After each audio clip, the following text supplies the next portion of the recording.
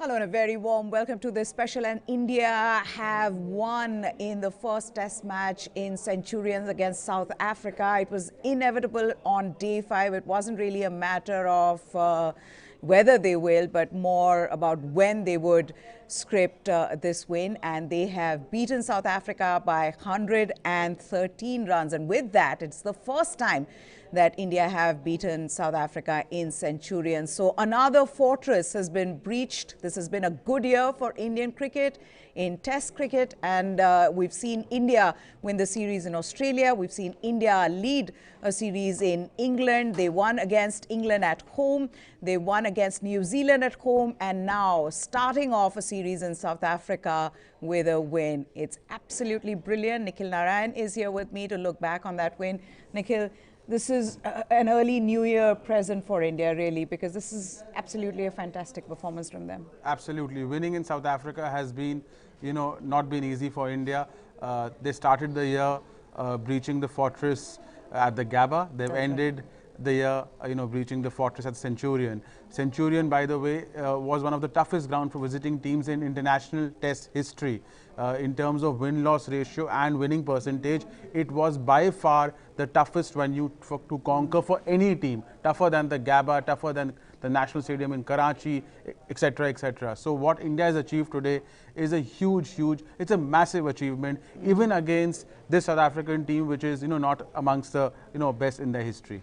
That's right, and take a look at that scorecard as well. India posting a total of 327 in the first innings, riding on a century from KL Rahul. Absolutely fantastic, that performance from KL Rahul, and he's been like that since since the whole year.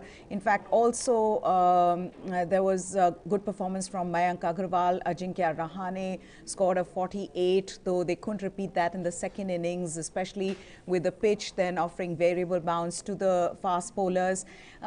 For South Africa, Dean Elgar, playing the captain's knock, scored 77. Did sort of stay in there, try to somehow save his team, but it wasn't to be. Temba Bavuma along with Quinton de Kock offered some resistance, but Indian bowling attack just too good on this day, and in fact throughout the test match. And Nikhil, that's one thing. If there are two things that will be talked about from this test match, one is that brilliant 100 from KL Rahul, and second is once again Indian attack just showing how good they are overseas. Absolutely. KL Rahul made batting easy on a wicket which was not so easy to bat. A brilliant 100. He batted against his own temperament. He's an attacking batsman, but he attached a price on his wicket. He left very well outside the off stump, and he has been in great form in limited overs cricket. He's one of the best batsmen in the IPL, and now I think slowly he'll transform into one of India's finest test batsmen. India's fast bowling, it is the reason why India has been one of the most dominating teams away from home in the last 4 years rather, since 2018.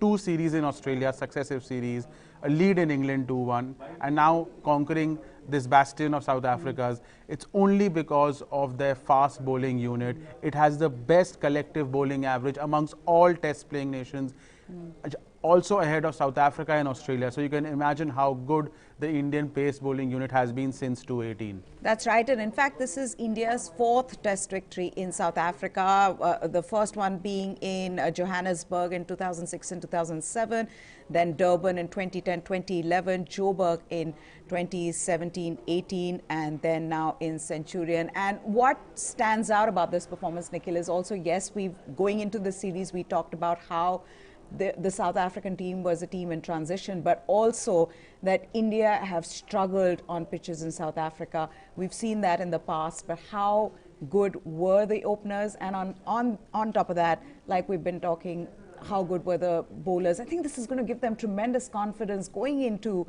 a series like this, in these difficult conditions, for India to win, and a win of 113 runs. Absolutely incredible. Yeah, absolutely. I mean, India had the worst record for any team in South Africa. Their batting average in South Africa was amongst their worst since South Africa has made an international comeback in 1991. So it was the toughest venue for India. prior to the start of this series. But and then Rohit Sharma sort of had a hamstring injury, and he's not a part of this series, which is a big blow for India. He's been India's best batsman.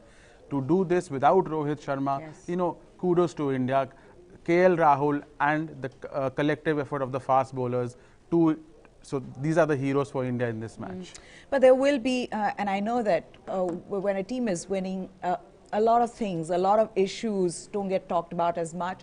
This is something that Indian team will be slightly concerned about. The form of their three main batsmen in the middle order, Virat Kohli, Ajinkya Rahane and Cheteshwar Pujara, all three averaging in their 20s this whole year. And in this matches as well, just the way Ajinkya Rahane got out, I know that he was trying to, in the second innings, he was trying to up the ante and then, pulled one which was caught over at fine leg. But just the way Virat Kohli got out as well, just chasing one outside the off stump. And, there was one tweet, I don't know if you saw that, but that was almost the 11th stump line that he went away for and got caught. But I think that's something that they will be talking about because the openers are not going to be able to do it every time. Absolutely. See, the openers cannot do it all the time. Also, this is the South African team, which is amongst the worst in the world currently. But there'll be tougher opposition. There's Australia, there's England. So India and the openers and the fast bowlers and Ashwin cannot rescue all the time. The middle order has to contribute if you want to win marquee series, if you want to win the second World Test Championship. India has to do something about numbers 3, 4 and 5.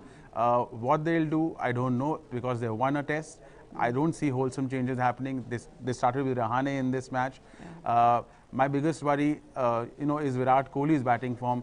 But do you think he can do something like that, like what he did in against England in the second tour that he went? He just sort of reduced that by not going for the drives, something that is his most productive shot. But he said, I'm not going to be going for this because I'm struggling right now for runs. So let's take that out of the equation. Is that something that he'll look to do? Yeah, maybe, till he reaches his 50, he'll have to, say, I won't play any cover drive. I will leave everything outside the off stump. That takes a lot of discipline. Even if someone for the caliber of Virat Kohli, it takes massive discipline and a great temperament to leave everything outside the off stump, not to play that beautiful cover drive he's famous for. He has to do something unique, maybe change his stance a bit, some technical adjustment, because Virat Kohli can't be getting out of 30s and 40s. He needs a big score. India will be challenged, if not in this series, sometime later in the year, next year, and they need the middle order. But why, and we talked about KL Rahul as well, and why this innings by KL Rahul stands out for this level of abstinence that we saw from him, right? Which was missing from batsmen from both sides. It wasn't just Virat Kohli, it wasn't just Ajinkya Rahane and the others, but even batsmen from South Africa. And you realize what form does to you when you're in good form, good nick.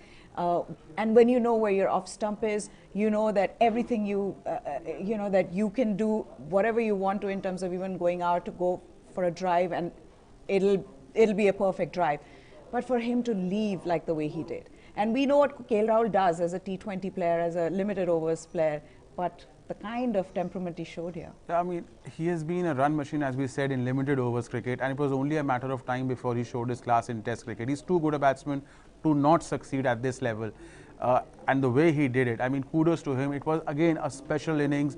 Only the second century by an Indian opener after Wasim Jaffer in South Africa. So a great knock. And now has got a century overseas everywhere where he's played. He's played. Yeah. 1 century at least everywhere he has played, which is again a fantastic record. That average of around 35, 36, I won't be surprised if it reaches 45, give it 1 or 2 more years. We were talking about Jasprit Bumrah before day 5, and he showed yet again what he adds to this team in terms of the skill. Every time this team wants to look for somebody to break a big partnership where there is some fear that, okay, the test match might be getting away from us, Jasprit Bumrah comes in and breaks that partnership. And yet again, you saw that today with de Kock, the way at one point you felt like, okay, it was a good decision that India went on to get a lead of 305, because anything less and India, would have been slightly worried. Yeah, the 2 wickets last evening. I mean, they completely, changed the complexion of the match. South Africa could have harbored the, the thoughts of it saving this match, but Bumrah, two absolute snorters last evening, and then this morning getting the big prize scalp of Dean Elgar, the captain, with a fantastic ball that nipped back and caught him plumb in front of the wickets. That sort of started the slide. Otherwise, Elgar was looking really good and South Africa were offering stubborn resistance. So Bumrah, as we've discussed this before, Meha, has the best bowling average in the 4th innings since his debut amongst all fast bowlers in the world, which is better than the likes of Pat Cummins, Shami, Broad, etc. So he is extremely lethal in the 4th innings, not that he's not lethal throughout the course of the match. Yeah, but we've also got to talk a little bit about Mohammad Shami just before we go, and how good he has been. We've seen him do this as well. I'm just impressed yet again by how he utilizes the conditions, the control that he has, the kind of line and length. It's almost like he knows where to bowl, and he knows where the ball will land, and the pitch will do the rest. And we saw that on the 3rd day. Absolutely. I mean, he set up the match for us with that fifer. His USP, his strength is his ability to take heaps of wickets, and which shows in his bowling strike rate, which we discussed in our previous show, is amongst the best of all time in Test cricket history. It's a joint 7th highest. I mean, it's greater than legends like Akram, McGrath, etc. It's the best for any Indian bowler, including Ashwin, who've taken 200 or more wickets. And beautiful seam position, line and length, and just a wicket-taking beast for India. Yeah, there were calls for patenting his seam position, his wrist position. That's how perfect it is. And you've seen some of the best bowlers drop their wrist position, but you didn't see that from Mohammad Shami throughout this Test match, I think. Yeah, absolutely. And it doesn't come, I mean, there is some, it doesn't come naturally to every bowler. There's a lot of hard work required to master that seam position. So, kudos to Shami. That's right. So that's all we have from here, from News 9, the special. As we know, this Fortress Centurion has been preached, and it's a bit of a, what do you say, this is good news. This means that this is a small gift, but of course there are 2 more Test matches for India, and the way they are playing, you can expect them to, be good in these 2 Test matches as well. Thank you so much, Nikhil, for joining us. That's all we have from us here. Goodbye. Thanks for watching.